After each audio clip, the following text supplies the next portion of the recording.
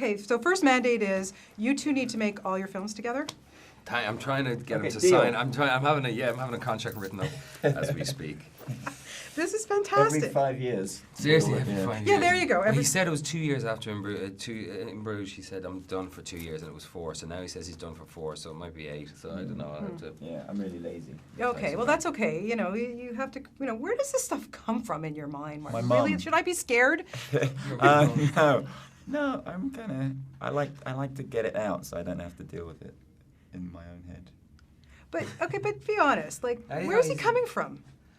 No, I was saying this to the Hollywood Foreign Press because they were asking, what's wrong with you today? Kind of.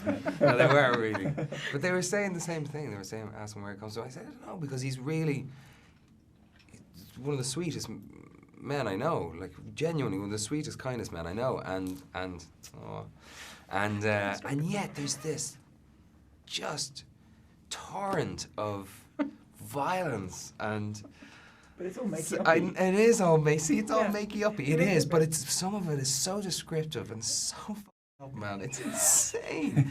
And yet... But we love it. No, but this is the thing. I think, like, I watching it last night, and I could enjoy the film because I'm not in so much of it. So, you know, there's so many other storylines that are going on in conjunction with the through line that myself and Sam and Chris are part of. Right. And Woody. But the film, as violent as it is, and as kind of irreverent as it is, and profane as it is, it's a really sweet film. And at its core, like in Bruges was, it's about love, and it's about friendship, and it's about putting old ghosts to rest, and moving on, and it's about peace. Like, it really is about the strivings for peace and how violence begets violence. So Yeah. that's the biggest trick of it, I think, where, you know, you come out of it going, wow, that was funny, and that was violent, and there was this and that. But it's really about, it's a cry against violence. Yeah, there's a lot there for sure. No kidding. Okay, what makes a good psychopath? Like, what's the criteria? Yeah, there isn't any such thing, I think, as a good one. Christopher Walken makes a good psychopath. He did last night, yeah. No, Not that's when he was not true. trashing his hotel room. Did you hear about that? I did hear about, well, after he was eating the granola bar. yeah, did you? It was a riot. But, you know, Sam Rockwell does it well, and then nobody does it better than Woody Harrelson. I mean, really, it's quite amazing when you want to cast your psychopaths, who you went with. Yes. Yeah, they're all pretty bonkers. No, but they're all just good actors. So, and the trick of it is, like, not to play, because none of those characters think they're psychopaths. Right. That's the trick. So they're playing it surface normal, but their behavior is abhorrent and insane, and I guess that's the trick, to play it kind of straight. Yeah. Yeah. Why do we love this guy so much? Oh, I'm already just hearing good things, so I'm already blushing. It doesn't even, you don't even need to... Come on, we go way Oh, back, yeah. like way back, Tigerland. First time I Yeah, ever yeah. interviewed this man. 12, And we've 12, 13 years been ago. really close since. And I love him because hasn't changed one bit. Yeah, well, that's it. He's honest. He's funny. He's Slightly uncomfortable now. gorgeous. He's just decent. He just wants to do good work, and he's got an awful lot of integrity, and was, you know, in Bruges, my first feature film, and he helped me through that so much in ways he'll never quite know, I think, just by being there for me all the time and being, you know, it's hard sometimes with a movie company on your shoulder, but unless I had Colin there, I wouldn't have been able to sail those waters properly. So his integrity and honesty is great. It's good, like I say, more movies together.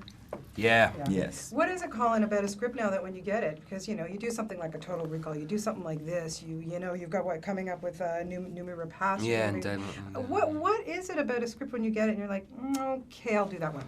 I don't know. It's not one particular thing. There's just sometimes that you read some tunes, some songs catch your ear by artists that you wouldn't usually like their work, and, you know, some scripts just speak to you in a way that it's just music that seems familiar, or music that you kind of want to hear for a while. You know, you want to play until you get sick of. You know, that kind of way. You buy an album and you play the one song, and maybe, you know, a script that you like becomes that song, and getting sick of it ideally is the last day of the film, where you're just kind of, or it usually happens a week or two, I find. It didn't happen with this, didn't happen with Ondine, But I find a week or two before the end of a film, usually I'm kind of fed up of walking in someone else's shoes, even if it's not that significant. It's Total Recall, it's a bit lighter, or Fright Night, it's a bit lighter, ready to go back to your own life. But what makes a script? There's something in it that's obviously undefinable, that just speaks to you and that you want to invest yourself in. It's 3 or 4 months usually of your life, so you better fancy that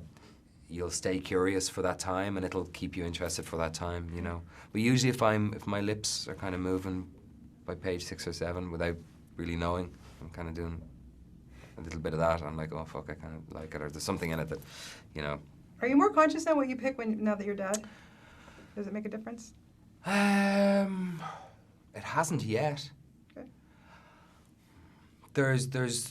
I did a scene once where there was a really gross act of violence against a baby in the film, and I don't know if because I'm a dad I actually know I was a dad when I did that, but I was a dad when I did that. But that's something that I wouldn't, if I read that script now, I wouldn't actually do it. And I wouldn't, yeah. That's a good scene, then. I know, but I wouldn't. I laughed. You would. I wouldn't do it. I just I wouldn't judge someone for doing it, but I just go, having a belief now in how deep things go at an age that's how young, I don't know where you want to go with it, but you know what I mean. But I don't think so. It certainly hasn't gone. I'm not shying away from things. You just have to look at this film and a couple of things I have coming up as well. Yeah. So. It's important. You guys are so great together. No, I try to keep this as separate as possible from that. You know, I think it is important for me anyway over the years to have boundaries. And I know there was one stage in my life where film work and life and press, and it was all one and the same kind of mishmash. And that was fun, that was chaotic and anarchic at that stage. But now I try to have as clean lines as possible between being a dad and this and shooting a film and meanwhile I have a 2-year-old upstairs in the Ritz Hotel. He's like, where's Dad at? That's it. You're a good dad. You're a great writer, director. Keep up the good work, Thank and you. I want more from you, okay? Thanks.